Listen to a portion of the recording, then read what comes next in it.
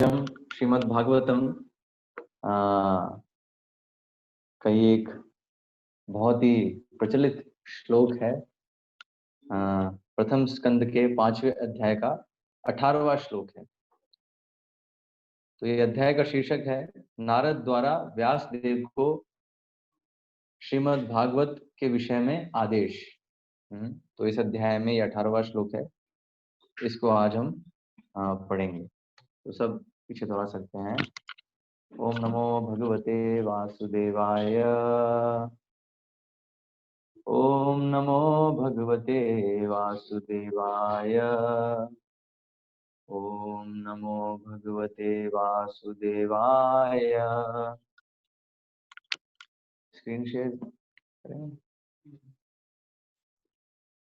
Okay, तो screen पे आपको दिख रहा है ये श्लोक। तो साथ में सभी मिलकर उच्चारण कर सकते हैं। 18वां श्लोक है।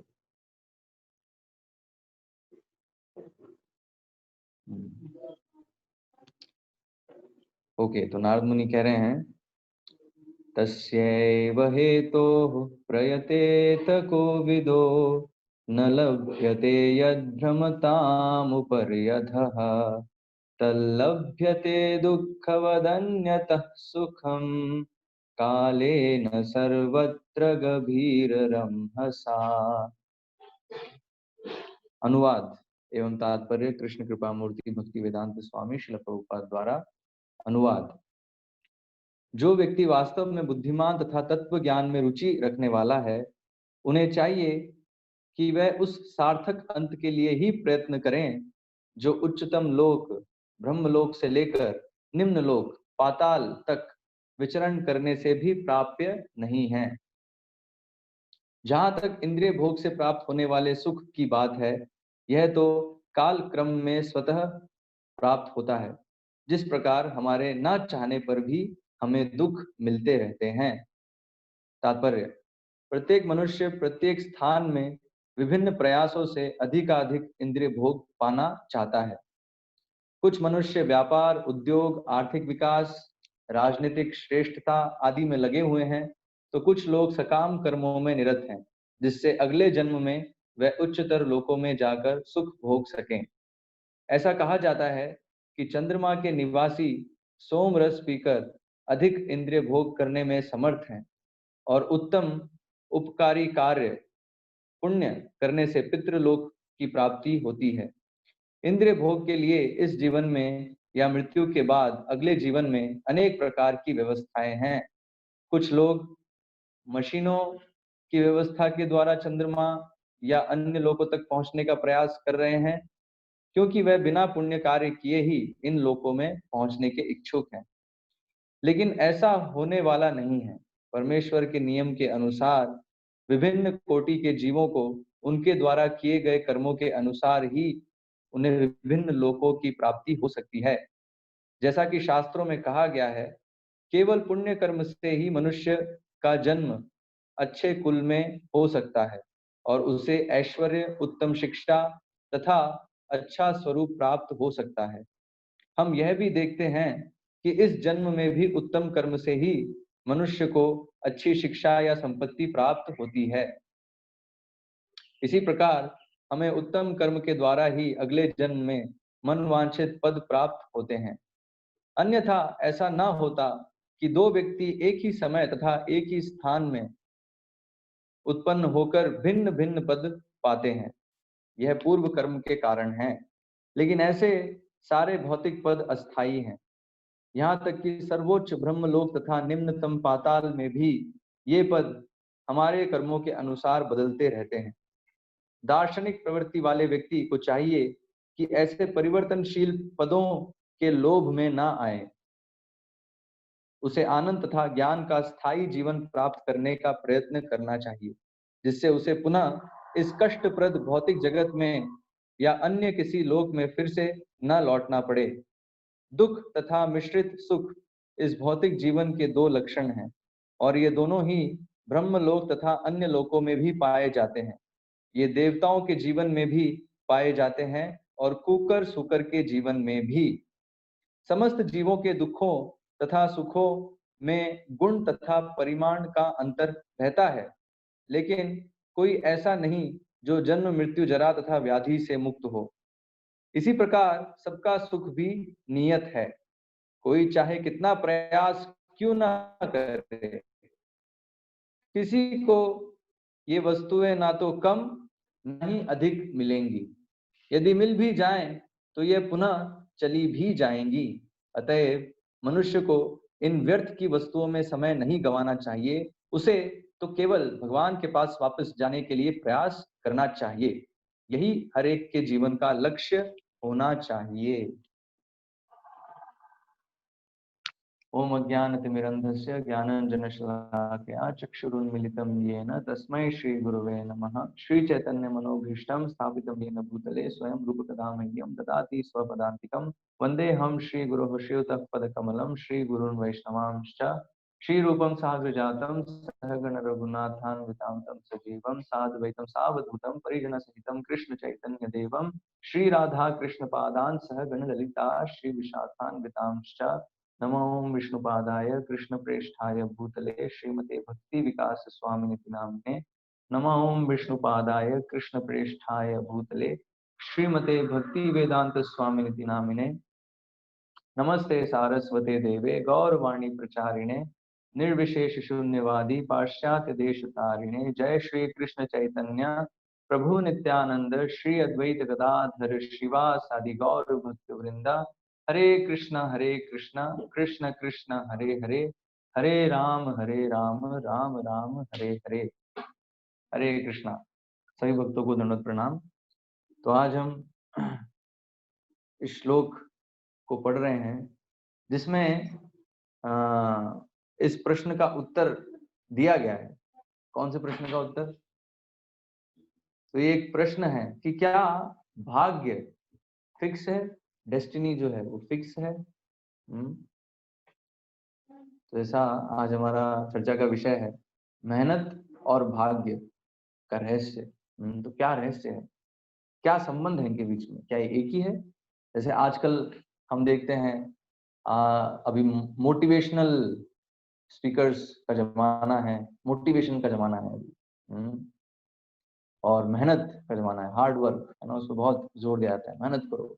इवन अगर आप बहुत बार फेल भी हो जाओ अपने कार्य में तो भी आप करते रहिए। फेलियर्स जो है वो क्या है, they are stepping stone to success. Success, you have to become success. आपको सक्सेसफुल होना है। वो डिपेंड करता है सिर्फ एक ही चीज, दिन रात अगर आप मेहनत करेंगे, कार्य करेंगे तो आप हर चीज प्राप्त कर सकते हैं। तो हम देख रहे हैं इस विचार का ये जमाना अभी चल रहा है कि नहीं? और उसमें फिर बहुत सारे उदाहरण दिए जाते हैं। हाँ, जैसे हम अभी जो भी भारत में हैं तो वो लोग इन उदाहरणों को ज्यादा समझ पाएंगे। जैसे अंबानी ग्रुप है, धीरू भाई अंबानी कैसे मिडिल क्लास फैमिली बैकग्राउंड से थे, पेट्रोल पंप पे नौकरी करते थे। लेकिन फिर उन्होंने बिजनेस किया, मेहनत करी और इतना जो है अभी इतना बड़ा एम्पायर उन्होंने स्थापित कर दिया। तो one of the richest man on earth है, पूरी पृथ्वी पे सबसे अमीर व्यक्ति वो बन गए। तो कैसे बने? अपने पुरुषार्थ से। पुरुषार्थ क्या, अपना जो हार्ड वर्क जो जिन्होंने और जितने भी रिस्क लिए ना, मेरे ख्याल से शायद उनकी जीवनी पे शायद मूवीज भी बनी है कुछ, जिसमें ये इस चीज का प्रदर्शन किया गया है कि कैसे वो कठिनाइयों से गुजरे और इस स्थिति को प्राप्त किया। तो अल्टीमेटली अपने एंडेवर्स। तो ऐसे ही अगर हम भी कठिनाइयों का सामना करें, मुश्किलों का सामना करें और डटे रहें, कार्य करते रहें, तो हम भी ऐसी स्थिति प्राप्त कर सकते हैं। स्टीव जॉब्स का उदाहरण है, एप्पल के जो ओनर थे। तो उन्होंने जब इस कंपनी को बनाया था, कुछ समय बाद उन्हीं को उस कंपनी से निकाल दिया गया, कुछ चीटिंग करके। और फिर वर्णन है एक्चुअली, जब वो उस समय निकाले, जब दर दर भटक रहे थे, कोई नौकरी नहीं, कुछ नहीं, तो उस समय वो इस्कॉन मंदिर आके वो प्रसाद लेते थे। हाँ, एनीवेज, लेकिन फिर बाद में हम देखते हैं किस तरह से वो फिर से उस कंपनी में एंटर किए, मेहनत करी और बहुत और जब वो, हालांकि अभी तो उनका देहांत हो गया, तो जब उनका देहांत हुआ तब उनका नेट वर्थ बताया कितना, लगभग $10 बिलियन के वो मालिक थे। तो ये सारे कुछ उदाहरण हैं, ये कुछ उदाहरण दे रहा हूँ, ऐसे बहुत सारे। एक थॉमस एल्वा एडिसन है, एडिसन का उदाहरण देते हैं बहुत, जितने मोटिवेशनल स्पीकर्स हैं इनका उदाहरण बहुत देते हैं। थॉमस एल्वा एडिसन, तो उनका बताया है कि उनकी फैक्ट्री जल जाती है, फैक्ट्री जल जाती है और करोड़ों रुपए का नुकसान हो जाता है, ऑफ कोर्स डॉलर्स वहां पे, तो because he was American, American थे वो। तो तो वहाँ वर्णन है कि जब वो देखते हैं उनकी फैक्ट्री जल रही है, तो वो बच्चों को, अपने बच्चे को बुलाते हैं और बोलते हैं, बच्चे अरे सबको बुला के लाओ, अपने दोस्तों को बुला के लाओ, और देखो ऐसा नजारा कभी देखने को नहीं मिलेगा। तो बच्चा जो है बोला, पिताजी फैक्ट्री जल रही है हमारी और आप ऐसे बोल रहे हैं। तो थॉमस एल्वा एडिसन ने, वो कहते हैं अपने बच्चों, अरे चिंता मत करो, जो बहुत सारा कचरा था वो जल रहा है, अभी कल जैसे ये आग बुझेगी उसके बाद हम फिर से फैक्ट्री बनाएंगे और काम करेंगे। हाँ, पॉजिटिव, बी पॉजिटिव, जो बी पॉजिटिव वाले ना, ये उदाहरण बहुत अधिकतर कोट करते हैं, देते हैं उदाहरणों को।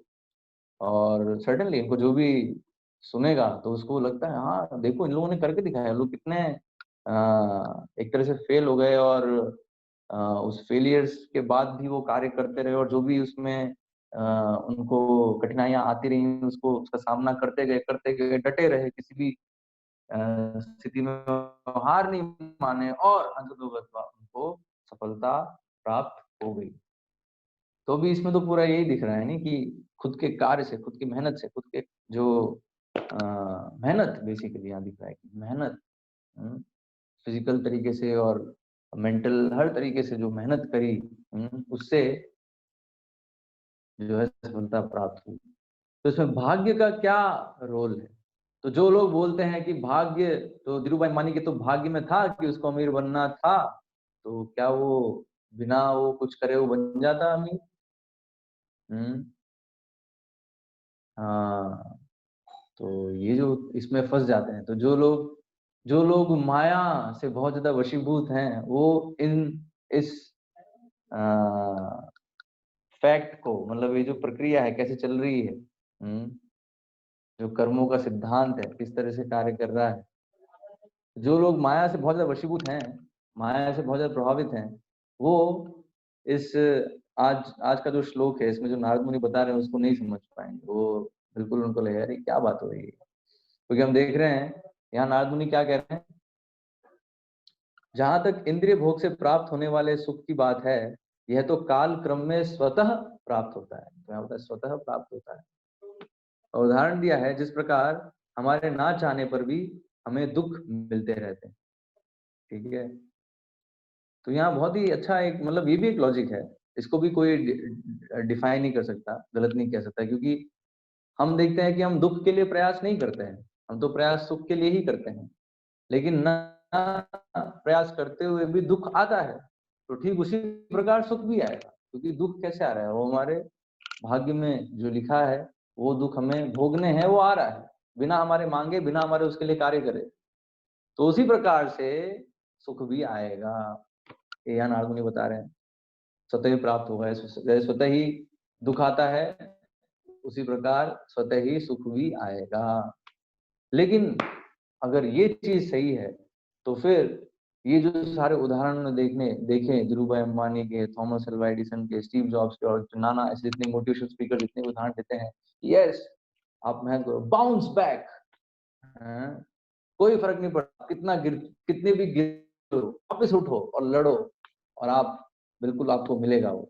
तो ऐसा लग रहा है कि वो जो चीज है जो मोटिवेशनल स्पीकर्स कह रहे हैं और नारद मुनि यहाँ जो कह रहे हैं, तो उसमें बहुत बड़ा कॉन्ट्रडिक्शन है, दोनों बिल्कुल अपोजिट जा रहे हैं। तो इसको क्या समझें, क्या सही है? ऑफ कोर्स जो पुण्यशाली हैं वो तो ये चीज मानेंगे कि जो श्रीमद् भागवतम में जो लिखा है, और नारद मुनि इतने महान अथॉरिटी हैं, देवर्षि, तो वो तो उनके वचन तो गलत हो ही नहीं सकते। तो इसलिए वो जो कह रहे हैं वो सत्य है। लेकिन जो पुण्यशाली नहीं है और इनको शास्त्रों पे विश्वास नहीं है, भगवान पे विश्वास नहीं, तो वो कहेंगे नहीं ये तो गलत लिखा है, ऐसा थोड़ी है। देखो ये सारे उदाहरण है हमारे पास। तो इसलिए आज हम, तो अभी हमने कल तक माया के विषय में बहुत चर्चा करी। तो जो भी ध्यान से सुने होंगे और समझे होंगे तो कुछ हद तक इस रहस्य को समझ पाएंगे। ये जो मेहनत, हमारा हमारा खुद का कार्य, हमारा खुद का जो कर्म है और भाग्य में जो संबंध है और जो डिफरेंस है, वो जो है हम समझ सकते हैं अगर हम समझेंगे कि माया किस तरीके से कार्य करती है और कैसे प्रकृति के नियम हमारे ऊपर लागू होते हैं। जिसमें कर्मों का जो नियम है वो एक बहुत ही बड़ा नियम है जो हमारे जीवन में कार्य कर रहा है, हर पल कार्य कर रहा है, एवरी मोमेंट। तो इसको कैसे समझेंगे? तो अभी इसको समझने के लिए एक प्रश्न है, बस एक प्रश्न है। बस हम धीरू भाई अंबानी का बस एक केस लेते हैं, ठीक है? कि धीरू भाई अंबानी बहुत मेहनत किए, बहुत सारे जो मोटिवेशन स्पीकर जो कह रहे हैं बिल्कुल उस फ्रेमवर्क में, उस पिक्चर में, जो मोटिवेशन स्पीकर जो भी पिक्चर प्रेजेंट कर रहे हैं, जो मैसेज देना चाह रहे हैं, उस मैसेज में वो बिल्कुल खरे उतरते हैं धीरू भाई अंबानी, है ना? जिन्होंने इतना मेहनत किया, सब कुछ किया और फिर उनको जो है ये सब प्राप्त हुआ। लेकिन अभी मेरा एक प्रश्न है जिसका आप लोगों को उत्तर देना होगा।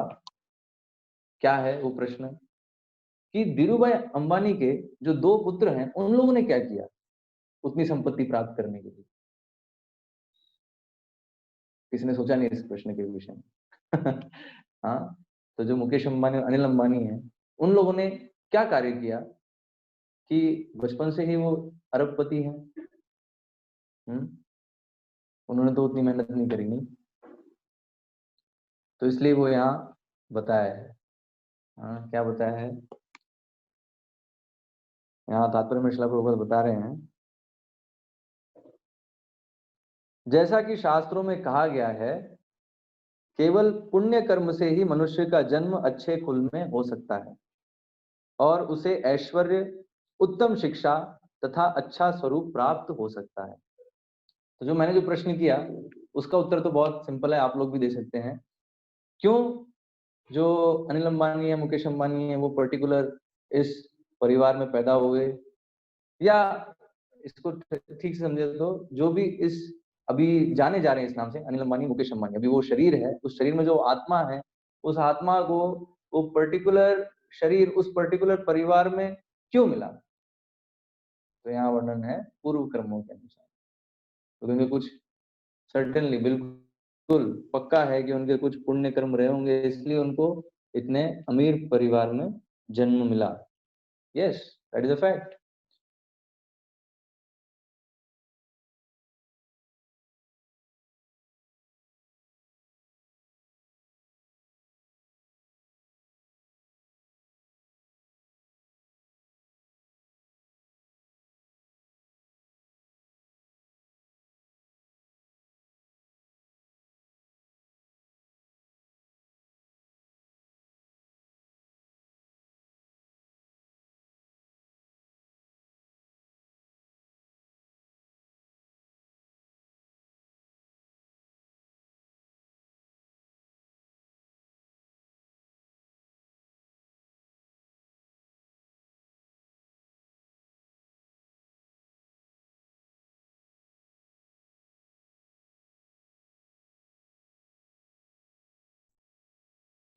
हरे कृष्णा, सॉरी इंटरनेट की कुछ प्रॉब्लम आ रही है, उस वजह से कट गया। आई होप अभी सब सुन रहे हैं, सब आ गए हैं, है ना? ओके। तो तो अनिल अंबानी और मुकेश अंबानी, राहुल गांधी, हाँ राहुल गांधी का भी उदाहरण आप बोल सकते हो, बिल्कुल। जो भी ऐसे परिवार में पैदा हुए हैं, तो उन्होंने क्या कार्य, आप भी प्रश्न करिए, क्या कार्य किया उन्होंने कि उनको बचपन से ही सारी सुविधा मिल रही है, सारी वो जो जो धीरू भाई अंबानी ने जो इतनी मेहनत करके और इतना कुछ प्राप्त किया, लेकिन वो जो पुत्र हैं उनको जन्म से ही वो प्राप्त है। तो उन्होंने क्या कार्य किया? ये क्वेश्चन होना चाहिए। लेकिन ये जो मोटिवेशन स्पीकर है वो इस क्वेश्चन पे ध्यान नहीं देते। वो बस जो बस सामने बस एक पिक्चर है, उसके पीछे क्या चल रहा है उसको, तो बेसिकली जो माया शक्ति किस तरीके से कार्य कर रही है वो उस पे फोकस नहीं करते। तो होता क्या है, ये जितने मोटिवेशन स्पीकर्स हैं एक्चुअली वो खुद माया से प्रभावित हैं, तो उनके श्रोता जो हैं वो भी माया से प्रभावित रहते हैं। माया के प्रभाव से निकल नहीं पाते बेचारे। तो एनीवेज, तो हम यह भी देखते हैं कि इस जन्म में भी उत्तम कर्म से ही मनुष्य को अच्छी शिक्षा या संपत्ति प्राप्त होती है। नाउ अभी आपको एक और जो तथ्य है, जो कि सीक्रेट है,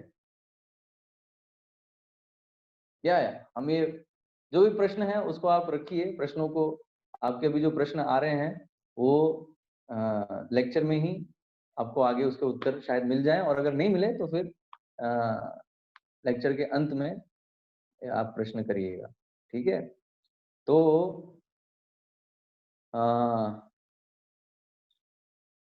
यस, तो मैं क्या बता रहा था, यस, जो धीरू भाई अंबानी ने भी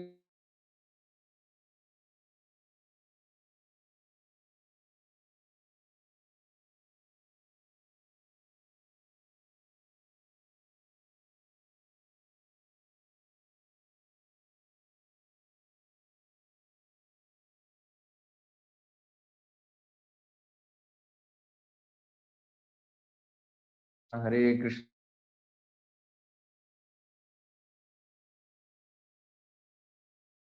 कनेक्ट नहीं है? अभी कनेक्टेड है? हरे कृष्णा, यस। तो यस, एक्चुअल में आप देखेंगे धीरू भाई अंबानी का जो परिवार है, एक्चुअल में वो सब कृष्ण भक्त हैं। हाँ, तो वो समझते हैं कि एक्चुअल में जो भी हमारी संपत्ति है वो भगवान की कृपा से है, सिर्फ उनकी मेहनत से नहीं, ठीक है।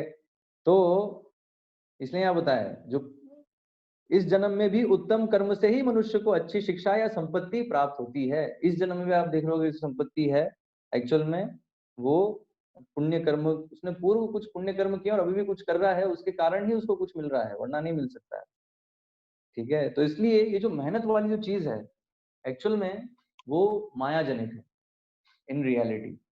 हाँ, क्योंकि हम देखते हैं कि हमें जो वर्तमान शरीर मिला है वो हमें पूर्व कर्मों के अनुसार मिला है। तो पूर्व कर्मों के अनुसार अभी इस कुछ समय के लिए, जब तक ये शरीर टिकना है, तो उस समय के लिए फिक्स है कि हमें कितना सुख और कितना दुख भोगना है, उसके अनुसार हमें शरीर दिया गया है, ठीक है। हमारे पूर्व कर्मों के अनुसार जो भी हमने कर्म किए हैं उसके अनुसार भी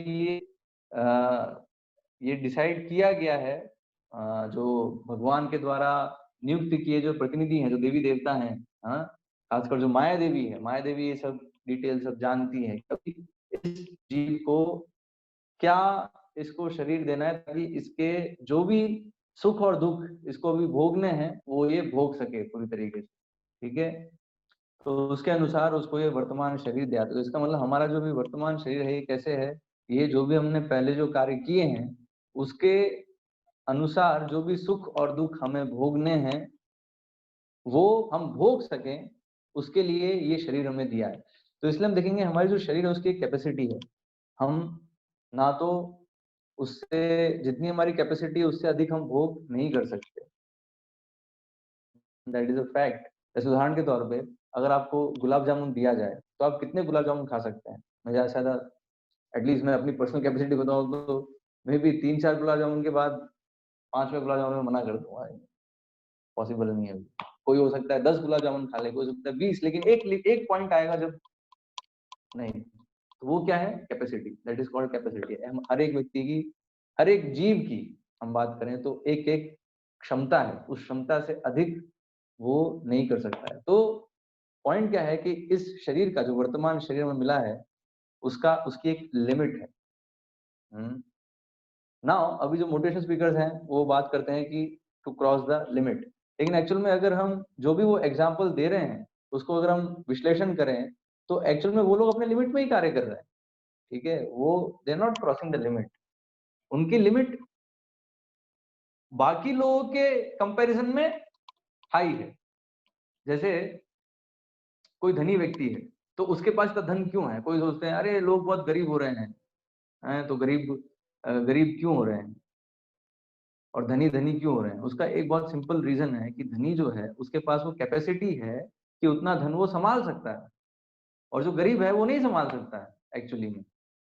ठीक है, ये तो संभाल नहीं सकता है और उसके पास इस कारण से वो बुद्धि भी नहीं है कि कैसे उतना संग्रह करना है। लेकिन धनी जो है वो बुद्धिमान है, उसके पास वो बुद्धि है कि धन कैसे कमाना है, कैसे उसका संग्रह करना है, उसको कैसे संभालना है, ये सब चीजें जानता है वो। तो क्यों? क्योंकि उसको कैपेसिटी, उसको प्रकृति के माध्यम से उसको ऐसा शरीर मिला है, ठीक है, जिसमें उसको ये बुद्धि शक्ति सब प्रोवाइड हो रही है। किसके माध्यम से? परमात्मा के माध्यम से। परमात्मा उसको ये बुद्धि दे रहे हैं सब चीज की, अभी ऐसा करो, अभी ऐसा करो, तो तुम्हारी इच्छाएं पूरी होंगी। ठीक है, तो अल्टीमेटली धीरूभाई अंबानी ले लो, स्टीव जॉब्स ले लो, थॉमस एल्वा एडिसन ले लो, कोई भी आप एग्जाम्पल ले लो, वो सब गुणों के अंतर्गत कार्य कर रहे हैं। और ये सारे एग्जाम्पल है रजोगुण के बेसिकली। रजोगुण के अंतर्गत ये ऐसा होता है कि वो कार्य करते रहना चाहता है, करते रहना, उसकी जो इच्छा है, क्योंकि इच्छाएं इतनी तीव्र हैं कि हार नहीं मान रहा वो अपने, जो एक महान बनना है और एक समाज में प्रतिष्ठा और वो सब, जो संपत्ति कुछ भी कह लो है, अल्टीमेटली वो सब अहंकार पे आके टिकता है। मिथ्या अहंकार को सेटिस्फाई करने के लिए इतनी तीव्र इच्छा है कि वो कोई भी किसी भी हद तक जा सकता है। ऑफ कोर्स हद क्या है? जितना उसका शरीर और मन उसको अलाउ करेगा। हम्म तो ये जो है एक इम्पोर्टेंट पॉइंट है समझने का, कि अल्टीमेटली जितने भी जीव हैं वो इन गुणों के प्रभाव में कार्य कर रहे हैं। ठीक है, तो इसलिए वो जो भी कर पा रहे हैं, हम्म, तो वो जो भी कर पा रहे हैं वो अल्टीमेटली गुणों के प्रभाव के अंतर्गत ही हो पा रहा है। ठीक है, बिना उसके वो कार्य नहीं कर सकते। इसलिए भगवत गीता में भगवान बताते हैं, अहंकार विमूढ़ात्मा कर्ता अहम इति मन्यते। हाँ, जो अहंकारी व्यक्ति है वो क्या सोचता है? मैं कर रहा हूँ। लेकिन एक्चुअल में प्रकृति के माध्यम से सारे कार्य हो रहे हैं। दरअसल उसकी इतनी इच्छा है, तीव्र इच्छा है, तो भगवान अलाउ कर रहे हैं उसको करने के लिए प्रकृति के माध्यम से। ठीक है, तो इसलिए हमें फिर ऐसा एक भ्रम हमारे मन में ऐसा उत्पन्न हो जाता है कि अरे वो इतना कर रहे हैं इसलिए उनको जो है सफलता प्राप्त हो रही है। एक्चुअल में उनकी वो इच्छा है। अभी भगवान ने एक सिस्टम बनाया है और भगवान उसको उस तरह से गाइड कर रहे हैं कि ठीक है तुम इस तरीके से कार्य करो, तुम्हें मिलेगा। ठीक है, तो इस तरीके से। लेकिन तो वो क्यों हो रहा है? एक्चुअली उसके पूर्व कर्म जो है उससे संबंधित है। मतलब आज की डेट में अभी मैं जो भी कर पा रहा हूँ, मेरी जो भी क्षमता है, दरअसल वो सब डिपेंडेंट है मेरे पूर्व कर्मों पे। क्योंकि पूर्व कर्मों के अनुसार मुझे भी एक पर्टिकुलर शरीर और मन मिला है, जिसके माध्यम से मैं अभी कुछ पर्टिकुलर रेंज में चीजों को कर सकता हूँ। तो इसलिए ये जो कनेक्शन है इसको समझना जरूरी है। तो इसलिए सिर्फ मेहनत करने से कुछ नहीं होगा। मेहनत हम करते रह सकते हैं दिन रात। ठीक है, लेकिन हम देखते हैं कितने सारे बिजनेसमैन हैं, क्या सब धीरूभाई अंबानी ऐसे बन जाते हैं? क्या सब बिल गेट्स बन जाते हैं? क्या सब जो है, एनीवेज, पॉइंट ये है कि जिसके भाग्य में जो है उसको उतना मिलता है, ये फैक्ट है एक्चुअली में। और भाग्य का अर्थ क्या है? भाग्य बना है हमारे पूर्व कर्मों से। ठीक है, अभी इस जन्म में फिर जो हम कार्य कर रहे हैं उससे हमारा फ्यूचर बनेगा। नाउ अब ये जो चीज है, ये सारे जो उदाहरण है, तो उनको लगता है नहीं तो इसी जीवन में उनको मिल गया, इन्होंने इसी जीवन में कार्य किया और इसी जीवन में मिल गया उनको सफलता। हम्म, तो ये कैसे आप? तो ये फिर एक प्रश्न आता है कि आप तो कह रहे हो कि नहीं ठीक है, जो पूर्व जन्म में कार्य किए उससे इस जन्म में हमें चीजें मिल रही हैं। ठीक है, फिर इससे एक प्रश्न ही पैदा, ठीक है अगर हम कार्य नहीं करेंगे तो क्या हमें मिलेगा? मतलब फिर तो ये उससे प्रूव होगा ना। एक जैसे यहाँ बताया है कि हमें तो हम दुख के लिए कार्य नहीं करते तो हमें दुख मिलता है। कार्य नहीं करते हम दुख के लिए, लेकिन फिर भी दुख आ रहा है। तो ठीक उसी प्रकार अगर सुख के लिए कार्य नहीं करेंगे तो सुख सुख भी आएगा। तो अभी इसको भी वेरीफाई कैसे करेंगे? तो आप ये वेरीफाई करके देखना पड़ेगा, अप्लाई करके देखना पड़ेगा कि आप कार्य मत करिए सुख के लिए, तो सुख आ रहा है या नहीं आ रहा। ठीक है, लेकिन अभी इसको करने के लिए, इस चीज को प्रैक्टिकली अप्लाई करने के लिए, इम्प्लीमेंट मतलब एक एक्सपेरिमेंट है ना, ये एक्सपेरिमेंट करना पड़ेगा इसके लिए, क्योंकि ये जो तथ्य है ये सही है या नहीं है, ना तो इसको आप गलत प्रूव कर सकते हो ना सही प्रूव कर सकते हो, इसको आपको अप्लाई करना पड़ेगा। ऑफ कोर्स जिसका शास्त्रों में विश्वास है वो तुरंत मान जाएगा ये सही है, लेकिन अभी अगर नहीं, हमें इतना शास्त्रों विश्वास है, तो अपने अनुभव पे विश्वास है, तो हम इसको एक्सपेरिमेंट करके देखें, ठीक है? तो भी एक्सपेरिमेंट करके देखिए, लेकिन फिर उसमें एक समस्या आएगी। क्या समस्या है? जो कि भगवत गीता में भगवान अर्जुन को बताते हैं, तृतीय अध्याय में, तीसरे अध्याय का 5वां श्लोक है, आप लोग रिफर कर सकते हैं। तो उसमें भगवान बता रहे हैं, नहीं कश्चित क्षणमपि जातु तिष्ठत्य कर्मकृत कार्यते वशः कर्म सर्वै प्रकृति जैर गुणे। तो भगवान क्या बता रहे हैं? अर्जुन, तुम अभी युद्ध करने से मना कर रहे हो, लेकिन तुम है ना युद्ध करे बिना नहीं रह पाओगे, तुम्हारा स्वभाव है क्षत्रिय का, तो युद्ध तुम करोगे ही। तो बिना कार्य करे कोई भी एक क्षण के लिए भी बैठ नहीं सकता। तो भगवान यहाँ बहुत इंपॉर्टेंट पॉइंट बता रहे हैं, नहीं कश्चित क्षणम अपि, मतलब कश्चित क्षण मतलब एक क्षण भी बिना कार्य करे आप बैठ नहीं सकते। ट्राई करिएगा, यू कैन ट्राई। इवन जब हम सोते हैं तो सोते वक्त भी हम एक्चुअली, माइंड तो हमारा चल ही रहा है, मन तो इसलिए स्वप्न आते हैं ना, तो एक तरह से एक मेंटल लेवल पे कार्य हो ही रहा है। तो आप ट्राई करिएगा बैठने के लिए, और उस समय आप कुछ नहीं, मतलब माइंड भी काम नहीं कर रहा है, शरीर भी काम नहीं कर रहा है, क्या ये संभव है? तो हम देखेंगे तुरंत कि ये एक्चुअली ये चीज पॉसिबल नहीं है कि हम बिना कार्य करे बैठ सके। तो एक्चुअल में वास्तविकता क्या है कि कार्य तो हम करेंगे ही, क्योंकि हम एक्टिव हैं, आत्मा, जीवात्मा by nature it is active, इसलिए शरीर एक्टिव है। जब आत्मा निकल जाती है तो इनएक्टिव हो जाता है शरीर, तो मृत कहते हैं फिर इसको। तो मृत क्यों? क्योंकि आत्मा निकल गई। लेकिन आत्मा जब तक है तब तक ये मृत भी है, तो शरीर तो हमेशा ही मृत है, लेकिन अभी आत्मा है तो इसलिए अभी एक्टिव है। तो एक्टिव प्रिंसिपल क्या है? वो आत्मा है। तो अभी जब तक, तो इसलिए एक्टिविटी तो हमारा बिल्कुल नेचर है, बिना एक्टिव हुए मतलब इनएक्टिव कोई रह नहीं सकता है, it's not possible. Of course जो तमोगुण से बहुत ज्यादा प्रभावित है, तमोगुण से बिल्कुल प्रभावित है, तो उसमें आलस और निद्रा के लक्षण दिखेंगे, लेकिन हम देखेंगे उसमें भी वो भी जो है कुछ प्रकार का कार्य है, ऐसा नहीं निष्क्रिय नहीं होता, कोई बिल्कुल निष्क्रिय नहीं हो सकता। तो इसलिए कार्य तो होगा। अब फिर प्रश्न आता है, ठीक है हम एक क्षण भी बिना कार्य करे नहीं बैठ सकते, तो अभी किस तरीके से कार्य करेंगे? हम्म तो अभी तो कार्य बहुत सिंपल है, जो जिस गुण से प्रभावित है उसके अनुसार वो कार्य करेगा। हम्म तो ये जो है, जो सक्सेस वाला है कि कितने भी फेल हो जाओ और उसके बाद सक्सेस प्राप्त करो, तो ये क्या है? रजोगुण, दिस इज रजोगुण। तो रजोगुण से प्रभावित हैं वो इस तरीके से कार्य करते हैं, ठीक है? और फिर उनके जैसे जो प्रयास करते हैं तो वो भी रजोगुण से प्रभावित है। तो इसलिए यहाँ बताया है, ठीक है धीरू भाई अंबानी बहुत बड़ी संपत्ति हो गई, ठीक है, लेकिन अभी कहाँ है वो? क्या अभी वो संपत्ति का भोग कर रहे हैं? हम्म?